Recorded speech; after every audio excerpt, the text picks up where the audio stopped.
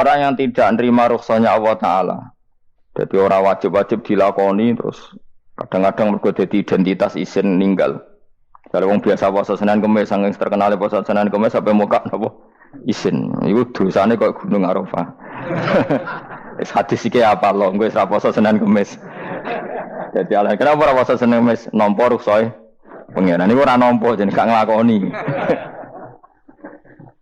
Karena mengkono iku ali ngatasi manal ismi sing dosa pemislu jibali Arafah iku kaya gunung Arafah. Jadi pangeran itu ya aneh sing apik to. Jadi misalnya ana wong maca Quran kok yakin ra di sepuro iku dianggap ngenyek Quran. Wong wukuf ning Arafah kok nyangka dosane ra di sepuro dianggap ngenyek pangeran. Mana ana wong wali iku mergo ndablek. Dene wong ndablek ra wali iku goblok-gobloke wong. Jadi ke daftar wali lewat jalur napa? Ndablek. Tapi potongannya ya tetap ra wali menjene serabakan. Dadi wali niku gampang. Dene kok ora dadi wali wis bejane wong. Engko tak terangno carane dadi wali sing gampang-gampang ae. Nek mbok bar Ramadan tak deloke wis masuk ta urung. Nah ora tak sidang nongko. Ya dadi kan ora dadi wali usul ning pengadilan kudu dimenangno. Rawahu ngrawat hadis sapa Imam Ahmad. Wasiratu te syarat iku dumatun. Wasiratu tawi siratal mustaqim dumatun peteng. Wasiratu te dalan lagu maring sirat wal yakinu yakin. Wa te kang yakin tahqiqu tasdiki iku benerno barang sing tahqiqu tasdiki. Iku tahqiq dalam benerno. Maksudnya kamu punya otoritas pemikiran yang akurat. Kanggo benerno bil ghaibi kan barang ghaib. Niki sing dadi ibadah kula nganti ketemu pangeran. Tahqiqu tasdiki iku duwe akurasi benerno. Bil ghaibi lan barang ghaib. Carane bi izalati kulli ghaibin kelawan ngilangno saben-saben sing dadekno kemamangan. Bi izalati kulli ghaibin kelawan ngilangno saben-saben barang sing dadekno kemamangan. Pun kula baleni saking awal wal maqalatu rabi'ah kula terangno ya. An-Nabi Bakrin Siddiq radhiyallahu anhu dawe az-zulumatu khamsun. Dawe Abu Bakar kegelapan itu ada 5. Di mergo Abu Bakar wong saleh nek kegelapan yo luwe akeh. Dadi ora pati apal nek jumlahe akeh ora pati apal. Roe muk pira? 5. Nah, zaman akhir ora terima 5 ribuan napa? Ribuan. Nomor 1 hubud dunya. Seneng dunya. Seneng dunia macam-macam, seneng pangkat, seneng apa saja yang tidak mengantarkan ke akhirat. Iku darani napa? Dunia atau apa saja yang murahan iku darani dunia. Kalau terangno definisi dunia, dunia kata dana ya dunuan. Ana sing ulama nasrib sangka dania terus ditakhfif hamzah dadi daniah. Daniah terus ditakhfif hamzah dadi ya daniyah. Daniyah terus ngikuti wazan fu'la jadi dunya. Jadi anggar barang sing hina iku jenenge napa? Dunya. Utawa barang sing dekat iku jenenge dunya. Mergo maknane dunya iku saiki, dana iku maknane dekat. Akhirat nanti. Srungokno wae kok kowe suwe-suwe paham. Sehingga sesuatu yang tidak murahan kayak sujud, kayak sedekah, kayak ngaji iku ora dunya. Ini kesaksian akhirat. Sehingga ketika Ibnu Khaldun niku Allah itu ngeritik dunia ya yang perlu dikritik. Bahkan kadang akhirat pun dikritik pangeran, swarga pun kadang dikritik pangeran. Nak wayah perlu dikritik karena ada konteksnya. Ada apa? Konteksnya. Misalnya begini. Saya punya kitab namanya Khilyatul Auliya atau Baqatul Asfiya. Saya sampai sekarang belajar kitab itu terus. Ini sekitar 14 jilid. Ini kitab indukan Ihya. Saya berkali-kali ngomong di mana-mana. Imam Ghazali dalam hal mana Kibul Akhyar, sejarah orang-orang pilihan itu nginduk kitab nama Khilyatul Auliya itu 14 jilid. Dalam ilmu tasawuf beliau nginduk kitab jenis Qutil Qulub, ini karangannya Abu Thalib Al-Makki. Dalam fikih tentu beliau nginduk gurunya Imam Haromen. Dan memang kitab itu harus nginduk, kalau tidak namanya mukhtarik, bikin-bikin. Memang syaratnya ulama harus muttabi, dia hanya pengikut, tidak boleh kreasi. Kalau kreasi namanya bid'ah, bid'ah. Kalau terang, di situ ada cerita ada seorang sufi bodoh ngeritik dunia entek ngamak. Dunia wis ora ono benere, dunia ku nggon batang, pokoke dunia ku jifah batang. Sing berebut batang ya siap-siap rebutan mbek asu, pokoke ngomong wis tok ndi-ndi. Sayyidina Umar itu agak tersinggung dengan makalahnya orang sufi yang bodoh ini. Ya rata-rata orang sufi memang bodoh. Kecuali gelem ngaji fikih. Setelah ngomong ngalor ngidul dunia ku swelek terus dia biasa lah orang sufi terus milih dhewean terus orang lakoni popo, ngerti-ngerti lesu, kok mangan wae lesu, orang sufi kan gitu. Singkat cerita terus Umar agak marah tapi beliau masih bisa mengendalikan diri terus kata beliau Sal Sayyidah, Sal Hada Sayyid. Kamu tanya Hada Sayyid, maksudnya Sayyid dalam bahasa dulu itu ya orang terhormat. Dalam bahasa zaman era itu maknanya Sayyid itu masih apa? Sadat maksudnya bukan Habib, bukan. Kalau dalam bahasa Arab dulu itu memang kalau Habib itu ya Nabi, kalau Sayyid, Sadat itu Sufia itu belum pasti maknanya apa? Habib ya, tokoh-tokoh yang diikuti dalam apa? Makalahnya, dalam apa? Makalahnya.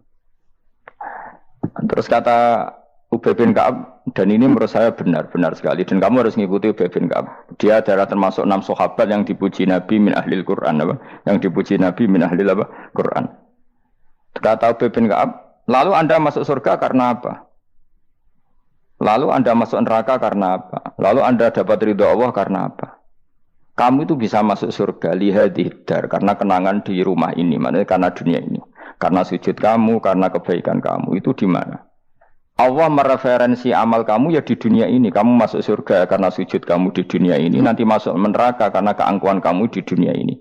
Fahadi dunya mi'yar. Dunia ini adalah takaran. Semua referensi Tuhan tentang akhirat itu merujuk kelakuan kita apa? Di dunia. Sehingga kalau kamu masuk surga selamanya lama, itu ya karena kebaikan kamu di dunia. Maka jangan kritik dunia ini. Karena dunia itu mahalu sujudika, mahalu ruku'ika, mahalu khufwa. Dia marah-marah. Sehingga semenjak itu kata Ibnu Khaldun orang tahu dunia yang dikritik adalah dari madatul kalimah dani'ah. Suatu yang murahan. Apa? Yang murahan. Sehingga kalau misalnya orientasinya itu kebesaran li'ilai kalimatillah, maka itu tidak termasuk dunia. Dan yang suasananya akhirat tapi motifnya adalah kasal, kemalasan, itu yang benar-benar dunia. Makanya Imam Syafi'i sering kritik tasawuf itu sampai ussisati tasawuf alal kasal. Ilmu tasawuf itu basisnya itu karena pemalas. Karena tadi misalnya begini, ini contoh paling gampang. Zaid itu di daerah pinggiran.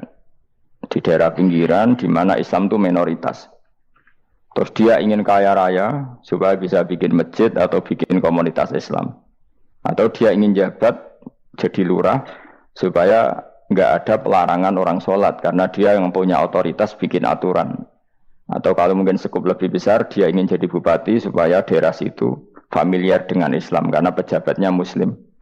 Itu tidak dunia karena semua orientasinya untuk mengawal sujud, mengawal kebenaran. Tapi kalau kamu di daerah pinggiran, kemudian milih DWA, kabeh kersane pangeran, sidik-sidik kersane pangeran, terus kamu meninggalkan aktivitas dakwah, itu yang dunia, karena motivasi kamu adalah al-kasal, males dari mewarnai buminya Allah ini dengan sujud. Ini yang banyak orang sufi salah paham. Makanya orang sufi harus ngaji fikih. Bendekne roh, dilingno wong alim, wong fikih, nak kitmanul ilmi ku haram. Kitmanul ilmi haram. Menyimpan ilmu itu haram. Tidak memberi kontribusi dalam proses orang sujud adalah haram. Tidak memberi pencerahan pada umatnya Nabi adalah haram. Menikmati keasikan yang pangeran dewi adalah haram. Dia harus diingatkan gitu terus. Kalau enggak, itu bahaya bagi agama ini. Makanya dulu itu enggak ada orang sufi yang enggak ngaji ulama fikih. Sekarang kebalikan, malah wong sufi darani fikih mau kulit dekne wis tok hakikat, sembrono. Oh tak tobat nonton nak ketemu aku. Itu bahaya, paham seperti itu tuh bahaya. Karena sekarang itu sufi itu jadi identitas kesalehan. Jadi yang rumah kome sufi koyo-koyo sak dhuwure ahli napa? Fikih. Itu bahaya. Karena tadi sufi itu akan ngeritik dunia sepedas-pedasnya. Kemudian ujung-ujungnya meninggalkan dunia, kemudian happy-happy asik pangeran dhewean dan membiarkan umatnya Nabi ini berserakan kemana-mana, tidak terlibat sama sekali, tidak memberi kontribusi sama sekali. Cara bahasa gampangannya orang gelem amar ma'ruf, gak gelem nahi mungkar. Tapi bahasa amar ma'ruf nahi mungkar kan saiki dadi gerakan ekstrem. Makanya ora tak bahasa amar tidak peduli, tidak mulang. Mergo saiki bahasa saiki repot terus. Paham ini penting kalau terang. Jadi kalau baleni malih ya. Sing dimaksud dunya ketika dikritik pangeran iku dunya sing sangka kata dani'ah, sesuatu sing murahan, sing enteng, sing nafsu. Iku jenenge napa? Dunya, napa? Dunya. Tapi ketika sesuatu itu baik dan mengarah kepada Allah, iki jenenge dunya iki masru'atul akhirah. Maka dunia itu di dua status napa? Siji masru'atul akhirah. Dan ini status yang harus kita pakai. Makanya kata Imam Ghazali itu, kowe nak randi duwe sak penat-penate urip terus merasa enggak punya kenikmatan, datang saja ke kuburan dan yakinlah semua yang sedang mati keinginannya hanya satu, ingin kembali di dunia dan memperbaiki amal-amalnya. Berarti dunia adalah segala-galanya bagi orang yang sudah mati. Ya, orang yang sudah mati itu cita-citanya satu. La'alli arji, semoga kita kembali ke dunia. Untuk apa? Untuk membenahi semua kesalahan yang pernah dilakukan zaman yang dunia. Terus kamu ingat, fa'ana fid dunya. Ya Allah, alhamdulillah sekarang masih saya di dunia. Artinya saya punya satu kesempatan yang diinginkan semua orang yang sudah mati di seluruh dunia. Tapi malah wali anu urip malah kepengen nang mati. Saking kakean kasus ini, apa? Kakean apa? Kakean kasus. Makanya di sini sirinya para rasul, para nabi itu sering donga Allahumma tawil umrona, sehingga banyak orang soleh mendoa supaya panjang apa? Umur. Itu karena pas itu yang hadir adalah dunia dengan makna masru'atul akhirah. Tapi ada juga wali dan nabi kadang-kadang donga, ya Allah, jika sebaiknya saya mati, mati saja. Itu ketika tergambar dunia yang sudah murahan, yang sudah arogan, yang sudah tidak jelas. Maka dunia ini punya dua status sekaligus. Jika prospek bagi Anda untuk masru'atul akhirah, maka nikmati senikmat-nikmatnya. Tapi jika bagi Anda ini sudah menjadi ladang maksiat apa-apa, maka jadikan dunia ini tempat tobat. Karena akhirat itu nggak ada apa-apanya dibanding dunia. Jadi akhirat itu hanya mereferensi dunia, mereferensi dunia. Ini penting kula aturno. Kadang-kadang sufi kemudian goblok ora iso ngaji. Dia nganggep dunia sampai akhirat itu penting akhirat, tapi cara maknaninya salah. Lho kowe nganti ning akhirat mlebu swarga itu karena apa coba? Amal zaman di mana? Di dunia. Berarti penting mana dunia sama akhirat? Penting dunia karena akhirat mau efek, apa? Efek dunia ini yang pokok. Apa dunia ini yang pokok. Kalau Allah kan cara ngendikan tidak seperti itu. Allah cara ngendikan gini loh. Akhirat, maksudnya walal akhiratu khairul lakam nalula gini. Sesuatu yang berorientasi akhirat dan kemudian menjadikan kamu nyaman di akhirat itu khairul lakaminal ula, itu lebih baik ketimbang dunia. Ora kok kowe nak ning dunia nak sepemelek ning akhirat apik ora ngarang ngono, nak ning dunia melek ning akhirat luwih parah. Kayak melaratem cek ngene iki kan. Tapi kan cek iso ngopi, cek iso mangan tengkleng. Coba ning akhirat gak iso blas, dunyel-unyel malaikat ngawur. Gayamu bareng melarat usah ning dunya lara lah nek akhirat penak. Aku yakin ora luwih lara, tak jamin. Ngeraine kan ketara nak ngono. Keliru omongan aku ning dunya lara lah sementing nek akhirat penak itu ndak bisa. Kowe nyifati dunya nggon lara iku serapati ridho mbek pangeran. Berarti ketika iso ngopi ra syukur, ketika iso mangan ra syukur, anane nyifati dunya lara. Berarti rapati ridho mbek pangeran. Malah dibles-blesno sebenarnya. Pemenang nak pengurus akhirate aku tak tekek. Cuma aku loh pengurus ora sebenarnya. Tapi gak ada rencana daftar jadi panitia apa? Akhirat. Tapi kira tak syafaat dia ambiarno karena ini penting kalau terangno. Makanya Imam Syafi'i masyhur makalah beliau tentang fikih dan tasawuf itu. Nggih saya kutip ya, dan saya memang saya hafalkan terus makna teman.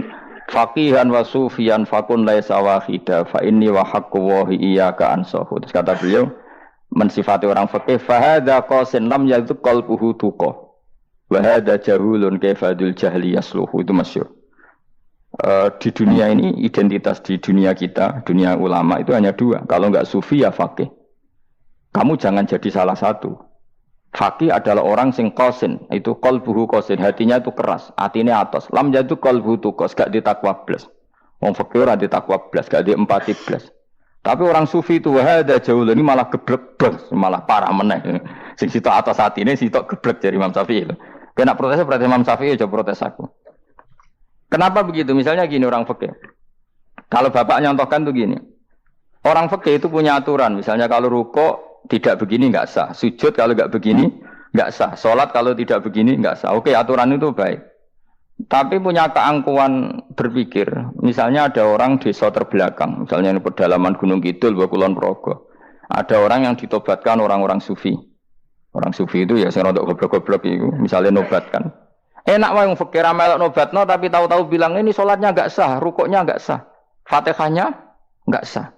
Jare sing sufi, wah semane nobatno ora iso sholat apa ora disahno. Si sufi ya goblok pisan, ketika ngawal si ajudannya tadi sholat, nggak dikawal. Sehingga banyak aliran di Jawa sholat ala kali Joko ya ono Fatihah mau meneng tok. Sitok sujud tok. Jadi ini sitok atas hati ini, orang gelem bina tapi muni rasa. Sitok goblok, orang tahu nerusno pembinaan. Akhirnya yang mandek ning satu kesalahan dan diwaris ya bergenerasi-generasi. Makanya kata Imam Syafi'i itu sitok goblok, sitok atas hati ini. Jadi kamu jangan jadi salah satu itu. Makanya kamu aman karena kamu tidak sufi ya tidak fakih. Makanya nggak masuk, nggak masuk yang dikritik Imam Syafi'i. Kamu sufi ya ndak, fakih ya ndak. Makanya kalau Imam Syafi'i ngeritik itu, tapi alhamdulillah saya ada dua-duanya. Yang ndak sufi, ndak fakih. Karena orang sufi itu kalau ditelusuri itu memang kesalahannya terlalu banyak. Kecuali dia mau ngaji fikih. Kenapa? Kecuali dia mau ngaji fikih. Kayak tadi misalnya, sampai Imam Syafi'i zaman itu duka yang menghentikan usisat tasawuf alal kasal. Ilmu tasawuf itu dibina. Itu berdasar kemalasan.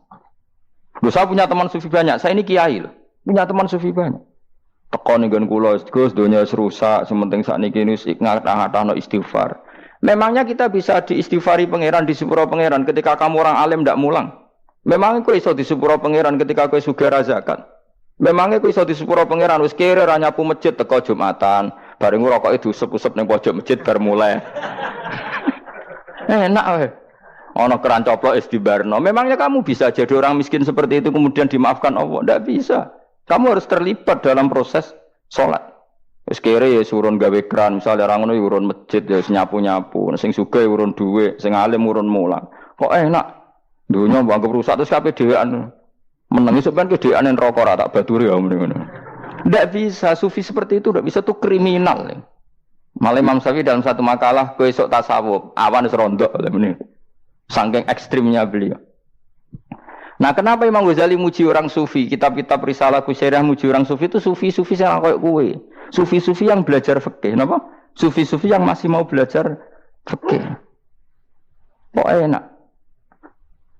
Jadi sufi itu maknanya sidik-sidik. Zaman wis rusak itu tidak seperti itu. Nak rusak ya amanat pengiran kon melok dandani. Nah, ketika ra kena didandani sebetulnya enggak masalah, kan ada alternatif. Misalnya gini, ada mobil rusak enggak bisa dipakai. Memangnya mobil hanya itu. Kan ada mobil yang lain itu jenis fakih. Ini enggak, kamu punya pemimpin hanya 2 atau 3 lah biar enggak nyindir. 3 atau 4 lah. Ketika 4 ini orang ini gagal, seakan-akan Indonesia gagal. Memangnya Indonesia hanya punya orang 4 itu. Goblok sekali kita berpikir gitu. Segoblok-gobloknya apa? Memangnya Indonesia itu milik siapa? Kenapa kamu menggantungkannya sama 1-2 orang, 3-4 orang? Gampang aja cari alternatif. Terus tapi kan harus lewat pemilu, khusus ngenteni pemilu 5 tahun cepat. Mustafa Rohin jokno jadi calon presiden.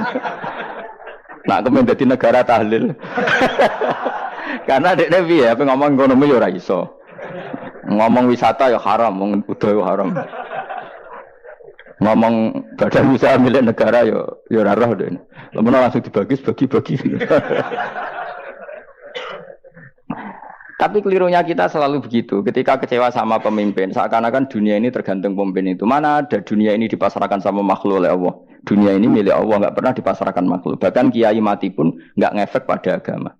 Dulu sahabat meninggal agama jalan, wali songo orang-orang pilihan meninggal agama jalan. Karena Allah tidak ridho dunia ini, agama ini, dunia maupun agama dipasarkan sama seseorang. Allah yang mengurus dunia ini. Apa nak konglomerat mati terus uang melarat kabeh? Enggak kan? Apa nak wong soleh mati terus wong bejat kabeh? Allah yang mengurus agama ini, mengurus dunia ini. Saking goblokem, nak ono kecewa mek makhluk itu. Terus ya Allah, terus seakan-akan dunia ini runtuh. Ono pegatan sakake saiki ora ono sing lanang. Banyak orang pegatan terus untuk bojo luwe apik. Bojone mati sing wedok malah makmur akeh to ora. Makanya pangeran nganyak manusa iku entek-entekan. Allah nate ngendikan gini Mas dalam pegatan. Unik ngendikane pangeran. Ya rodok manekno wong pegatan. Wa iya tafarraqa yughnillahu kullam min saati. Kamu tidak usah takut dalam suami istri itu bercerai. Wa iya tafarraqa, jika dua suami istri bercerai, yughnillahu kullam min saati, bahkan satu-satunya per satu dari kedua mempelai ini bisa dikasih lebih kaya. Banyak enggak wong pegatan terus akhirnya lebih makmur. Dan kenangannya untung pegatan Mas dhisik aku untuk bojo sing dhisik wis. Aduh, selemu goblok. Enggak sing lanang karena bosen dijudisi ngono, untung saiki bojo konak bojoku sing dhisik. Banyak enggak orang pegatan kemudian kenangannya itu baik sama yang sekarang. Dengan yang lalu mau ngerutu tok, banyak enggak? Banyak. Dulu kita punya pemimpin yang cakap, yang otoriter. Zaman itu pun di demo. Coba kita ini kan mulai dulu anggar di pemimpin di demo, kok cek urip pantas di demo kan es mati digo kelangenan. Kelakuan kok ngono. Mulai dhisik nganti saiki. Kiai juga gitu, zaman urip dikerwiti, kok bareng mati kiai penggantinya dikritik ora koyok kiai dhisik. Iku ora ya coba 66 Pak Karno dikritik, orde baru diurus gitu tuh. Nabi yang ngono mangsamu mau presiden tok. Nabi ku kan mukjizat iku ngaji. Dadi mukjizate Nabi ku ngaji. Jare masyarakat kon mukjizat ora keren blas. Mukjizat iku kudu nganggo tongkat. Dadi seru napa? Dianggap Nabi Harry Potter. Jadi Nabi ku mukjizat kok mulang. Mulang iku mengatur logika supaya mapan nikmati Allah dan Rasul. Itu mulang. Mereka agak seneng. Mat. Saraku nabi-nabi dhisik kudu tongkat apa mat. Dadi seru apa? Seru main seblak pokoke seru lah. Nabi sempat tertarik, ya kepengen di tongkat tahu Nabi tua. Kita ya sangar lah, wah. Jadi Nabi ngalor ngidul gak apa? Tongkat nggak sing ngelawan, blus terus kecemplung segoro. Kan ya seru lah, misalnya ono Yogyo macam-macam, tutuk terus likuifaksi do tenggelam kan seru lah, wah. Nah jawab pengiran dulu tuh. Dia matke jok tongkat, gampang nak masalah tongkat. Sekarang ngetokno wit kan gampang tongkat itu. Memang samu tongkatnya Nabi Musa terus digawe dikai mori terus dikai minyak ya ora dijupukno wit diketokno memang samu. Wong sing hebat itu sing nyekel dol ora apa. Ya jajal tongkatnya Musa tak kena kowe. Iki ora ono pengaruhe. Wong saiki ning gone Turki digo tontonan ora piye-piye. Lah nek mbate jek aktif Pak Turki nantang Israel duel langsung. Lah wong di tongkate Nabi Musa kok digertak Israel rawani. Lah nek tongkat iku tenan nak apa? Sing sakti ku sing nyekel dul ora perkara tongkate. Nah, cara wae dhisik sono HP Nabi Musa ya luar biasa cara itu. Akhirnya Nabi Muhammad itu sempat kepengin jawab pangeran unik. Awalam yakfuru bima utiya Musa min qabl. Matke kok gak eling apa zaman Musa nggo tongkat wong terus do iman. Awalam yakfuru bima utiya Musa min qabl qalu sikhroni tadhahara wa qalu inna bikullin kafirun. Apa zaman Nabi Musa itu terus wong do iman? Ya tetep komentar dari tukang sihir. Padha wae, Mas.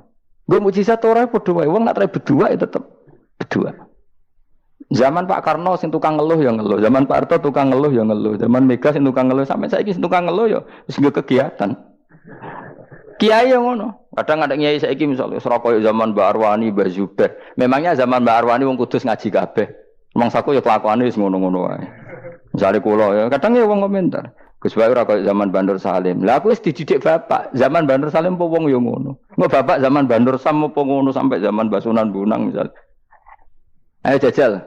Masa wong Yogyo misal. Saiki ora kaya zaman Bali Maksum Mbah Munawir. Memangnya zaman iku wong ngaji kabeh. Tidak juga kan, sarahku kayak nak ngaji sing ngaji wong ngono-ngono iku pancet ngomong iku. Itu pengalaman. Mulane ketika Nabi Muhammad kemudian mujizat Nabi Musa jabe pangeran awalam yakfuru bima utiya Musa min qabl. Apa zaman Musa terus do iman mat. Padha wae nggo masuk go tongkat ngalor ngidul ya. Biasa wae mat.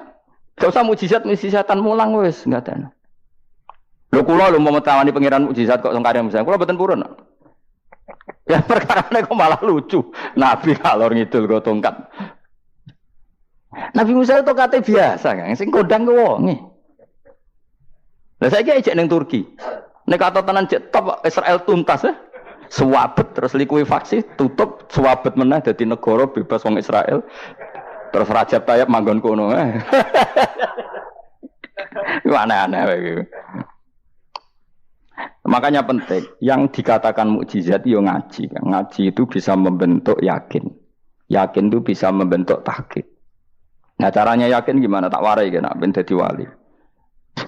Wali sing jalur ilmu, jalur melarat wis kowe luwih iso lah. Wali ku jalure akeh. Alim ya iso dadi wali, zuhud dadi wali, melarat ya iso dadi wali. Syaratnya ridho ora kepengin sugih.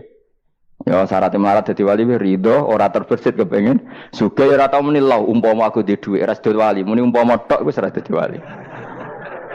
Jadi fa inna law taftahu amala syaiton karena mengatakan umpama itu wis buka pintu setan. Jalur apa ke? Nah alim syaratnya hafal Quran, hafal ribuan hadis. Ayo nak zuhud syaratnya radhi HP, rawi anan. Nak fakir ra oleh diangen-angen. Ayo milih ndi?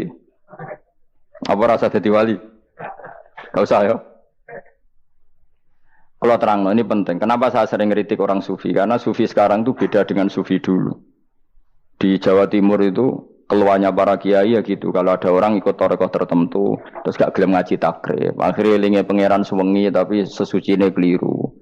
Masalah didik anak bojo keliru. Karena ya mau sementing la ilaha illallah terus maca la ilaha illallah terus itu gimana? Kalau kita iman sama Allah, ternyata iman dengan aturan-aturan Allah. Misalnya kita seneng cawe wedok, terus mbok sebut jenenge tok, kono njuk wedak ra mbok kei, njuk mangan ra mbok kei. Terus kamu tidak mempelajari sing disenengi pacaran ku apa?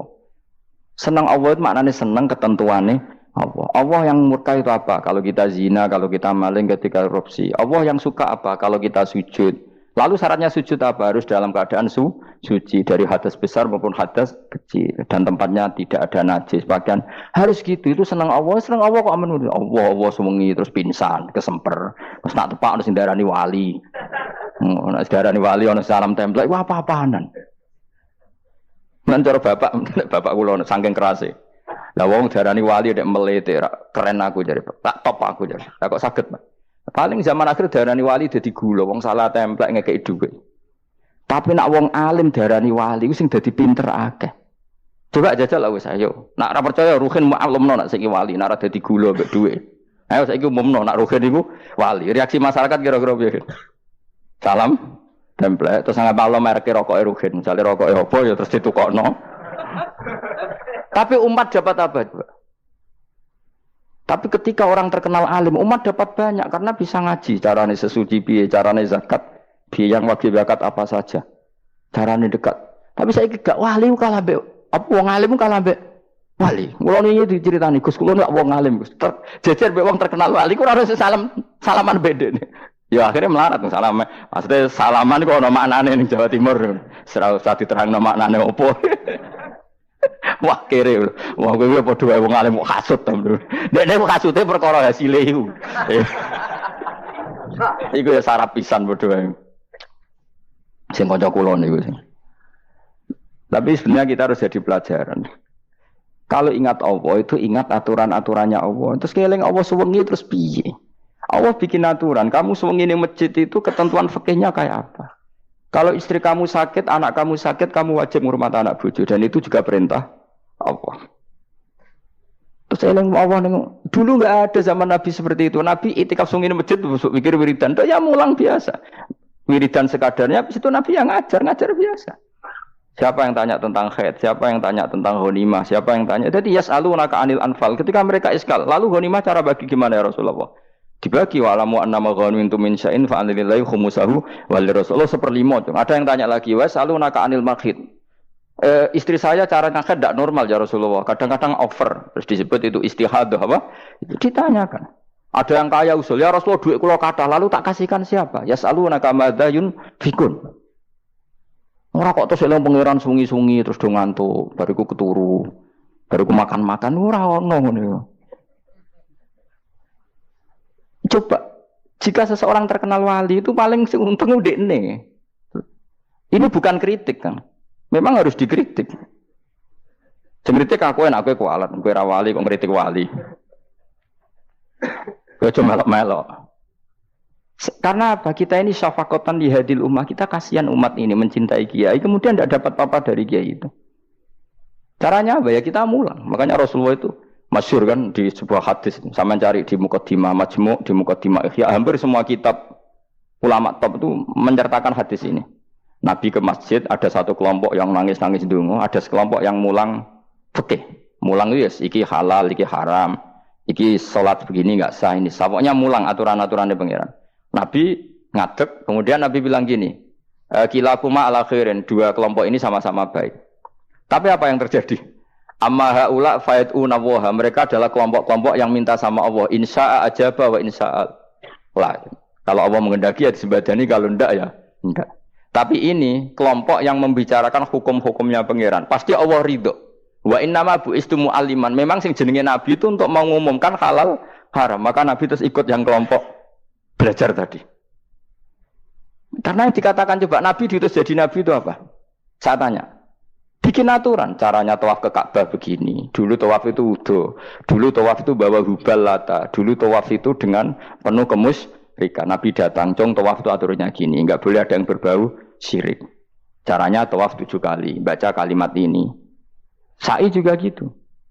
Dulu yang namanya sa'i itu setar megang berhala Isaf. Nanti di Marwah megang Nailah. Setarnya gitu. Dari kesirikan ke kesirikan. Terus Nabi datang. Enggak boleh megang Isaf dan Nailah. Harus dibongkar. Dimulai dari labbaik Allahumma labbaik la syarikalah innal hamda wa ni'mata laka wal mulka la syarikalah.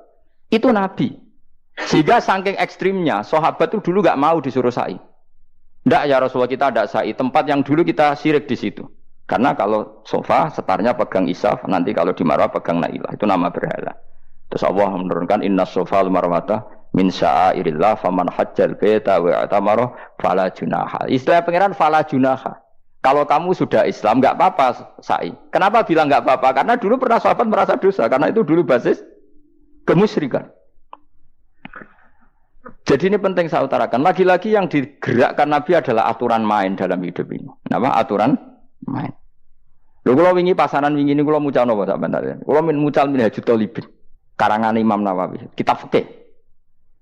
Mergo kula niku mangkel. Kadang wong alim terus darani wali. Nek darani wali ngono wong teko njuk pangestu. Kadang kurang ajar meneh wong ape kaji njuk ndongakno kaji mabrur. Luwih parah meneh. Nah kula tak wamuk tenan. Kowe nak langsung ndongakno wong iku kaji mabrur padha karo ana wong ra iso numpak sepeda motor. Iki kula badhe numpak sepeda motor, ndongakno slamet. Wong belajar ya ora kok njuk ndongakno selamat. Mestine iku takok sik carane numpak sepeda motor piye lagi njuk ndongakno selamat. Wong isi soe ra mesti selamat. Iki rong iso apa? Ya iku lho badhe numpak sepeda motor ndongakno selamat. Aneh gak pertanyaan seperti itu? Permintaan minta selamat ketika kamu tidak bisa naik motor itu aneh gak? Aneh. Kalau kamu mau haji, takut syarat rukunnya haji, baru minta didoain haji mabrur. Ini ndak masyarakat tahu-tahu minta haji mabrur. Oh nak tonggo kulo tak pisau itu. Untung ngomong Rembang rawat tak kulo. Jadi orang sing wani. Agar mereka haji, Gus kulo badhe haji supaya sah piye Gus. Tak ulang. Tak ulang tenan piye. Selain tentu belajar di manasik. Paling tidak dengan fatwa seperti ini orang terbiasa nak tekoni manasik itu dirungokno. Napa? Kadang ya orang tekoni manasik ngantuk tok. Itu tidak bisa, harus diwarai. Misalnya tawaf dimulai dari Hajar Aswad dan usahakan menjauh dari Ka'bah 1 meter atau setengah meter. Karena kalau terlalu mepet Ka'bah, takutnya tadi nginjek pondasi Ka'bah. Jadi tidak ngitari Ka'bah tapi tawaf di atas Ka'bah. Kedua, kalau terlalu dekat kiswah Ka'bah itu mulat tokah bitit. Kiswah Ka'bah itu penuh dengan minyak. Dan kalau terlalu dekat menyentuh, padahal orang ikhram itu enggak boleh nyentuh kiswah. Jadi harus diterangkan. Kok malah kaji marugi kalau gitu terus dia mau nangis. Belum mau nangis servisnya akeh. Itu apa-apaan? Mau dibawa kemana agama ini? Kemudian sing juk ngomong sugih ini nangis tenanan oleh nyangone luwe akeh. Nah, cara bapak nangis itu seruwet zaman. Saya nangis ada dadi kiai. Pokoke ulang nak ra gelem wis ben ngono. Tobat song ini tobat ya mareni utekne niki mareni. Coba contohkan analogi hal yang gampang. Ono wong ra iso numpak sepeda motor, datang ke kamu minta didoakan selamat, aneh ndak? Urutannya ya belajar apa? Sesuk ono wong ra iso salat, ih dongakno salat kula niku makbulah. Makbulah mbahmu. Takbir ar Fatihah ar ya kabeh itu ono urutane. Ya itu lama. Jadi makanya Rasulullah hanya gabung sama yang mualliman, yang guru. Dan ketika awal nyifati Rasul itu apa coba? Rabbana wa ba'ats fihim rasulam minhum yatlu alaihim ayati wa yuzakkihim wa yu'allimuhumul kitab wal hikmah. Rasul itu sifatnya yang diulang-ulang pangeran itu yatlu alaihim ayatika, membaca ayat-ayatmu. Artinya apa coba? Mulang kan? Wa yuzakkihim, membersihkan akhlak-akhlak mereka. Artinya apa? Mulang kan? Wa yu'allimuhumul kitab wal hikmah. Artinya apa? Mulang. Nabi itu disifati dalam satu ayat itu gayanya ada sampai 3 kali sifat, tapi maknanya mulang kabeh. Yastu alaihim ayatika artinya apa? Membacakan ayat-ayat Allah artinya apa? Mulang kan? Wa yu'allimuhum artinya apa? Mulang. Wa yuzakkihim bersihkan mereka, membina artinya apa? Mulang. Makanya saya pernah ketika tawaf anak-anak sarang yang idolakan saya itu, Gus saya ingin di depan multazam jenengan berdoa. Saya yang amini karena doa jenengan mustajab. Ngaji sih, nah ngaji kok tak dengar, nah eling, nah orang yang Gus. Ya Gus oke jam 2 malam kita di atas tingkat 3 kalau nggak salah pas itu di Mekah deh. Mulang Bukhari Gus, kalau ngaji Bukhari begini, ya tak ulang. Jam 2 saya ngajar sampai subuh sekitar 2 jam. Habis itu lagi donga teng arep multazam. Kula donga sederhana Gusti, bocah-bocah niki mugi-mugi wonten gunane teng umat Rasulillah, purun mulang mboten kedunyane. Amin ya, amin. Padahal di antara mereka ketok ana sing donga ben rabi, berkah wis tuwa. Ayo kula dongane ya Allah. Ini di depan multazam semoga anak-anak ini manfaat umatnya Kanjeng Nabi purun mulang, purun napa-napa teng masyarakat. Wis iku tok amin amin pun bareng. Karena itu yang saya bisa tanggung jawab di depan Allah Subhanahu wa Ta'ala. Coba kamu berani enggak di depan Allah terus kayak ngomong dunia. Karena hanya mulang yang bisa mengantar manusia mencintai Allah dan Rasul. Coba barokahnya kabeh kiai darani harame zina.